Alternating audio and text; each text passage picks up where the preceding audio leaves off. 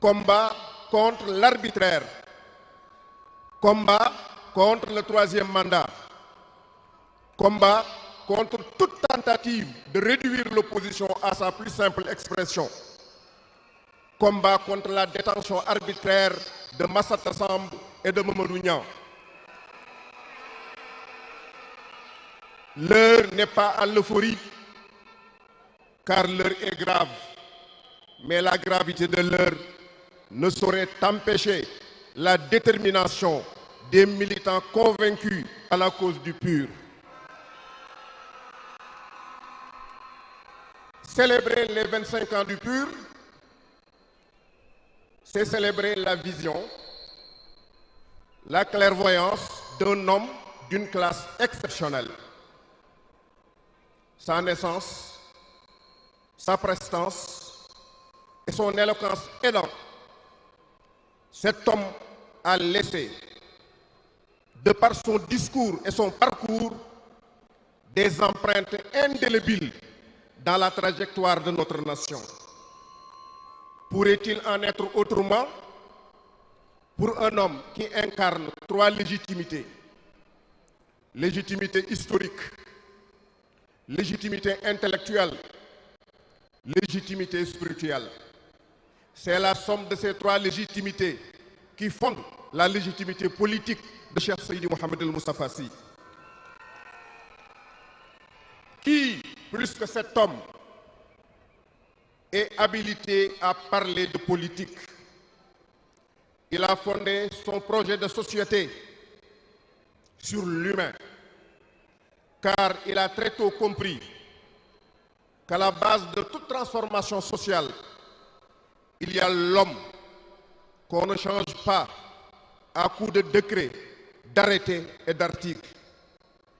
Il faisait sien le rêve de Martin Luther King qui disait I have a dream that one day this nation will rise up and live on the true meaning of its creed. Je rêve qu'un jour cette nation se lèvera et vivra le vrai sens de son credo. Ce rêve a hanté Serigne Moustapha à son jeune âge. Et quand on a rêvé trop jeune, il se pourrait être qu'on soit le vecteur d'un grand destin. Il a été le vecteur d'un grand destin, un destin qu'il a assumé avec brio et responsabilité. Depuis 1978, de 1978 à nos jours, avec l'avènement du Dahiratoul Moustarchidine wal Moustarchidat, il n'a jamais baissé la garde. Que de privations, de vicissitudes et de sacrifices consentis pour réorienter une jeunesse égarée et désœuvrée et récupérer des marginaux confinés à la lisière de la société. Que d'agresseurs reconvertis, que d'enfants abandonnés récupérés, que de femmes égarées reprises et réinsérées dans la société à travers le Dahiratoul Moustarchidine wal Moustarchidat. En un mot, le responsable moral a réussi à mouler et à pétrir des âmes honnêtes que rien ne saurait ébranler. Et de son école sont sortis des hommes et des femmes spirituellement denses, intellectuellement bien formés, moralement valables et socialement utiles. Sa vision politique n'est donc que le prolongement de sa philosophie hautement humaniste. En jetant le PUR sur les fonds baptismaux, le 3 février 1998, Serigne Moustapha voulait simplement que les valeurs qu'il a professées au fil des temps impactent profondément et positivement l'arène politique sénégalaise. Dans son entendement, le poids d'un État et son rayonnement sur le plan international ne se mesure pas uniquement à l'aune de sa démographie ou de son rang économique, encore moins par l'étendue de son territoire. Pour lui, il y a un élément déterminant, c'est la faïda, c'est-à-dire la capacité de l'État à faire prévaloir sa dignité face aux autres. Une manière de dire que les États, à l'instar des individus, sont dotés de personnalité. Et l'État, en dernière analyse, n'est que le reflet des personnes qui l'incarnent. C'est dire que la politique est très sérieuse pour être laissée aux simples politiciens. Le nom du Parti de l'Unité et du Rassemblement en dit long sur la vision holistique et le rôle unificateur et fédérateur du président Cheikh Seydi Mouhamed El Moustapha Sy. Parti de l'unité et du rassemblement. Unité autour de l'essentiel. Rassemblement pour une synergie des cœurs, des esprits et des énergies. Cette vision est magnifiquement symbolisée par la charte graphique du parti. Deux blanches colombes, symbole de paix et de pureté, partageant ce fameux rameau, signe de résurrection politique, porteuse d'espoir pour toute une nation. Au vu de tout cela, quoi de plus normal que les milliers de disciples du Cheikh et membres du Daïratul Moustarchidine wal Moustarchidat se mobilisent pour porter son projet politique. C'est là tout le sens de notre engagement en tant que Moustarchidine convaincus, mais en tant que militants engagés du Parti de l'Unité et du Rassemblement. C'est aussi la signification de notre présence massive à ce rendez-vous historique. Vive Cheikh Seydi Mouhamed El Moustapha Sy. Vive le pur. Free Massata. Free Mamadou Niang. Vive le Sénégal. Uni, heureux et prospère. benn kàddu laa ci teg ci wolof. 25 ans pur la ñuy célébrer. muy un quart de siècle. ñuy profiter di nuyu suñu kilifa Cheikh Seydi Mouhamed El Moustapha di jël nuyoo bi di ko teg ci loxo capitaine. waaye Serigne Moustapha 25 ans lañ tudd ci pur.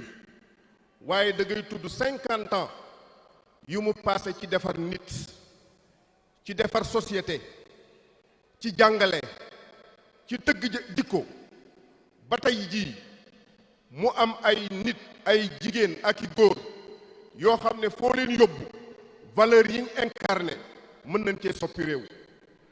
40 ans 50 ans Serigne Moustapha dafa teg cin loo xam ne ay valeur la ci doon togg. valeur yooyu mu doon togg nag dafa jot tey ñu yàq ko ci ndabal politique pour mu changer société bi.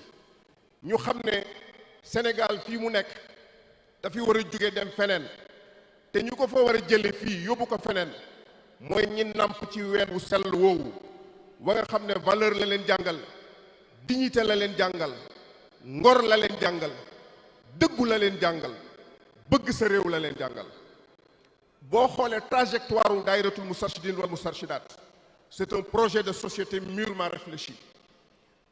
femmes yi wax nañ ko léegi en 87 mu ne jigéen ñi dama leen di former jox leen la personnalité.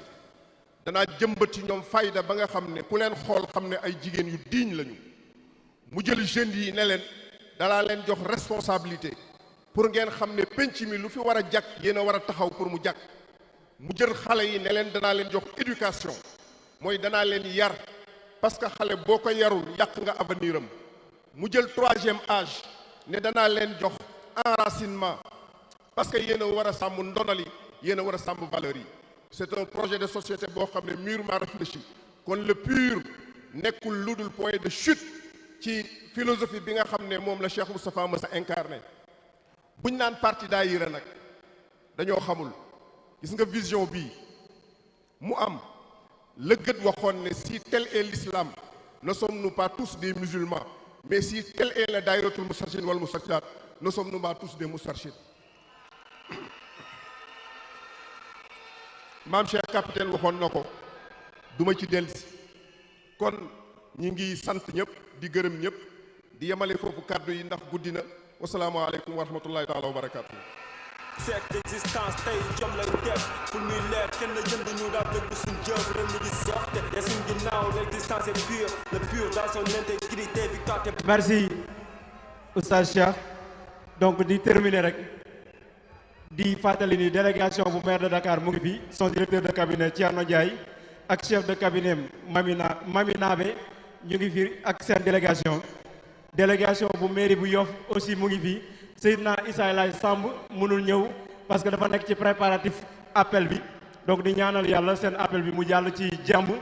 Dañuy continuer ci discours yi woo ki nga xam ne moom moo nekk également ci directoire bi di coordonner liggéey bi nga xam ne moom la directoire bi di def, waaye teewal suñu kilifa ci conférence des leaders fële nga xam ni c'est père wax nañ ko léegi. Je veux nommer ki nga xam ne moom mooy doyen moo ko tuddee Senghor Junior. ñu tàcc Cheikh Ahmed Tidiane yi bu baax a baax.